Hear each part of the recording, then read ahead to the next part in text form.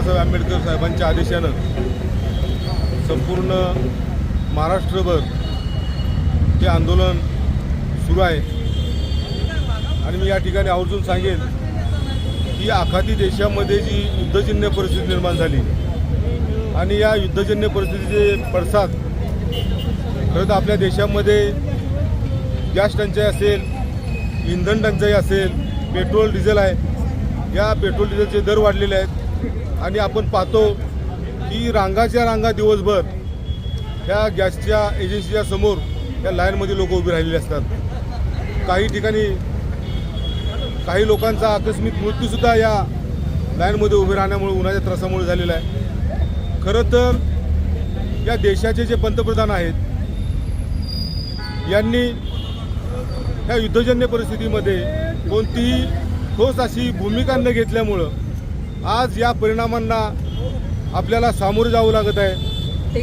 श्रद्धेय बाळासाहेब आंबेडकर साहेबांनी वेळोवेळी या केंद्र सरकार असेल किंवा राज्य सरकार असेल यांचा निदर्शनास आणून दिलेलं आहे।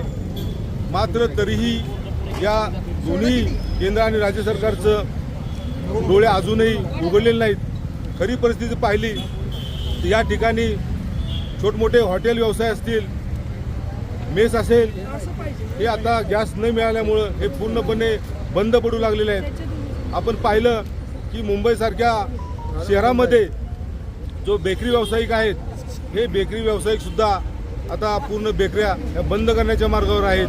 मित्रांनो, मुंबईची जर परिस्थिती पाहिली तर मुंबईसारख्या शहरामध्ये वडापाव खाऊन आपला उदरनिर्वाह करणारे 50% सर्वसामान्य जनता आहे।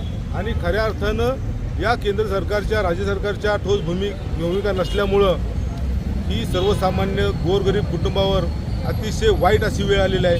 इथली जी कुटुंब व्यवस्था आहे, सिलेंडर वेळेत न मिळाल्यामुळं कुटुंब व्यवस्था ही पूर्णपणे विस्कळीत झालेली आहे। आजचं हे आंदोलन हे सातारा जिल्ह्यामध्ये पूर्व आणि पश्चिम या दोन्ही विभागाच्या वतीनं हे आंदोलन हे आम्ही या ठिकाणी आयोजित केलेलं आहे। आणि आपण पाहतो की या ठिकाणी आमच्या ज्या महिला आहेत यांनी या चूल मांडून या चुलीवरती भाकरी बनवलेल्या आहेत। आणि आम्ही ही चुलीवर बनवलेली भाकरी आमच्या निवेदनासोबत सन्माननीय सातारचे जिल्हाधिकारी साहेब यांना आम्ही ती या ठिकाणी देणार आहोत।